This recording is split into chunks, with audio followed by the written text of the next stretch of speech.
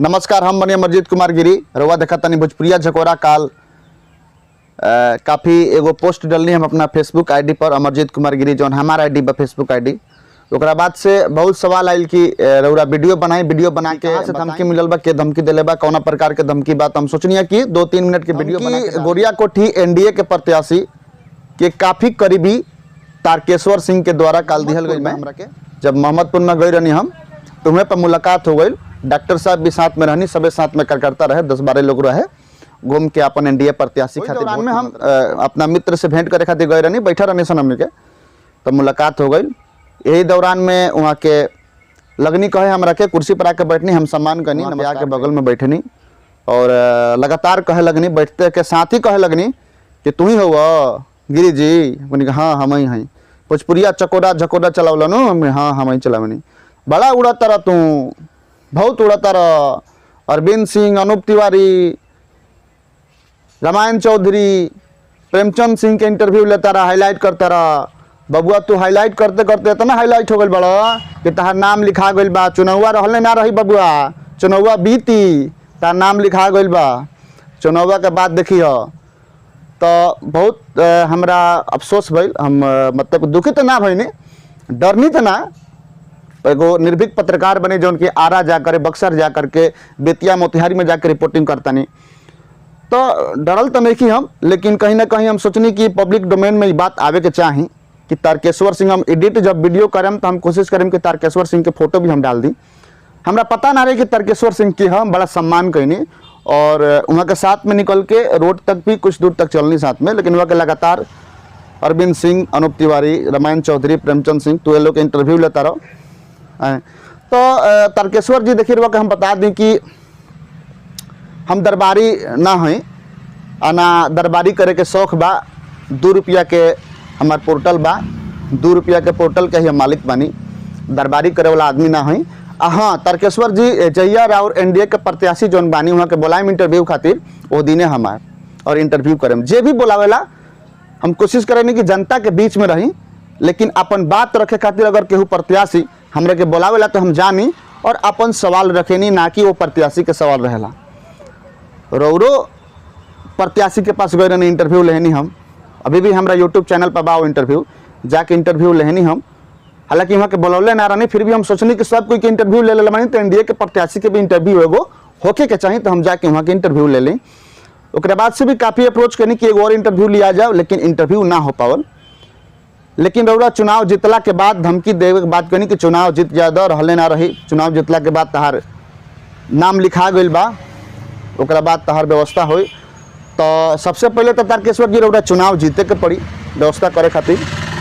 जब तक जीतन तो व्यवस्था कैसे करब, ना जीतला के बाद व्यवस्था रउरा कर सकता नहीं, लेकिन पहले तक प्रायोरिटी रउरा लोगन के होके के चाहे चुनाव जीते के बजाय हमरा के धमकी देवे के। तो चुनाव जीती लोगिन, ओकरा बाद हमरा के जौन बुझाई तो करम लोगिन।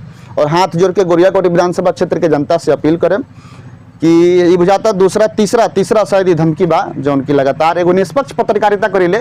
जब आरा बक्सर गए रहनी हाँ, तब बिना खैले हमनी के सुबेरे चलनी सन और बलिया होते हुए सीधे हमनी के खरीद और दरौली के जौन घंघरा नदी बा, घंघरा नदी पार कर कनी सब खैले हमनी के सुबेरे से बक्सर से चलनी सन। हमनी के पॉकेट में पैसा ना रहे, हमनी के रिपोर्टिंग करे बक्सर में गए रहनी सन। 2-3 गो रिपोर्टिंग भइल और अभी भी रिपोर्ट बा, हमरा लगे कुछ डाले के बाकी बा रिपोर्टिंग। तो हमनी के क्यों खाए के ना देला, हमनी के अपेक्षा बा। तारकेश्वर जी और एनडीए के प्रत्याशी जो गोरियाकोटी से बानी, हम ये भी बात आप रखे के चाहतनी कि हमारे 2 गो बेटा बड़न सन, एगो 7-3.5 साल के बा आ एगो 1.5 साल के बा।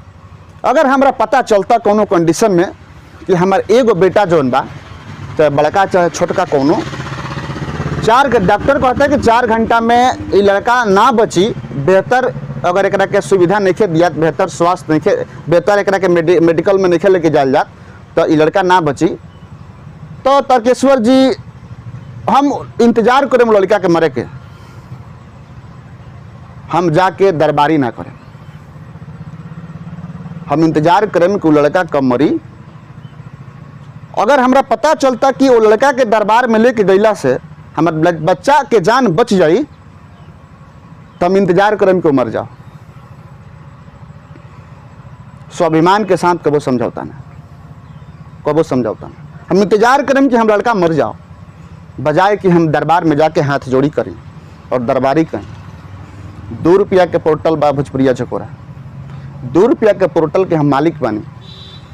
तारकेश्वर जी 200 रुपया के दहाड़ी दरबारी करे वाला ना है। 2 रुपया दाम बा पोर्टल के, 2 रुपया पोर्टल के हम मालिक हैं। 200 रुपया पर दरबारी करे वाला ना है। यही से कोनो बात नहीं करे वालों जौन प्लान कैले बने, नाम लिखले बने। यार हमरा भी पता चल बा, दिल्ली से और गुड़गांव से हमरा लगे फोन आयल कि 2015 में भी बहुत लोग के नाम लिखाइल। मतलब कि 2015 के इलेक्शन में भी बहुत लोग के नाम लिखाई रहा है, ठीक बा। और 2020 विधानसभा चुनाव में भी लोग नाम लिखता नहीं, जौन हमार नाम का सबसे पहले बा। तो नाम लिखे लोग, हम तो कहें कि सबसे पहले प्रायोरिटी चुनाव जीते के रहे के चाहिए।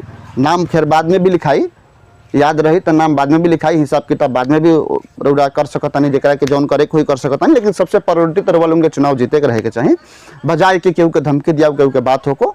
बस हम अपन बात इतना ही रखें। जनता से अपील हुई कि जे अच्छा होको हमें ओकरा के वोट दिया, जे क्षेत्र समाज और जे मेहनत करता, जे काम करता, केहू केहू के प्रताड़ित ना करो और ऐसा आदमी के वोट दिया कि तानाशाही माहौल ना रहो विधानसभा क्षेत्र में, एगो अच्छा में माहौल रहो, हर आदमी के पास बैठ जास, कोनो दिक्कत ना हो, हर आदमी के पास बैठ के दुख सुख करस। अपन चुनल प्रत्याशी, अपन चुनल प्रतिनिधि के पास में बैठ के लोग बात कर सको, अपन दुख सुख शेयर कर सको, ऐसा प्रतिनिधि की आवश्यकता बा। तमाम बिहार के जनता से आग्रह करम, अपील करम कि ऐसा प्रत्याशी के वोट दी कि रौरा वो प्रत्याशी को जीतल वो प्रतिनिधि के पास में बैठ के अपन बात शेयर कर सकी, अपन दुख सुख शेयर कर सकी।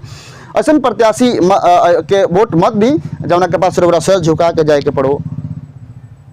ऐसा प्रत्याशी के रौरा वोट मत दी, ऐसा प्रत्याशी के वोट दी, रौरा जकरा के भी दी, रौरा आजाद बनी। जहाँ भी वोट देवे के बरुआ सब दी, कोई कोनो दिक्कत नहीं है, लेकिन क्षेत्र के विकास के ध्यान में रख के ही पूरा बिहार की जनता से आग्रह करें वोटिंग करे के, और जात पात से ऊपर उठ के वोटिंग करो सभी जनता। बस ये आग्रह करें, कोनो दिक्कत नहीं के, ठीक बनी हम। अब आगे क्या हो एक बारे में तो हम जानत नहीं, लेकिन अभी तक के सोचनी अपडेट बहुत मैसेज आवत रहा, फोन भी आवत रहा, तो हम सोचनी अपडेट दे दी। नमस्कार, धन्यवाद।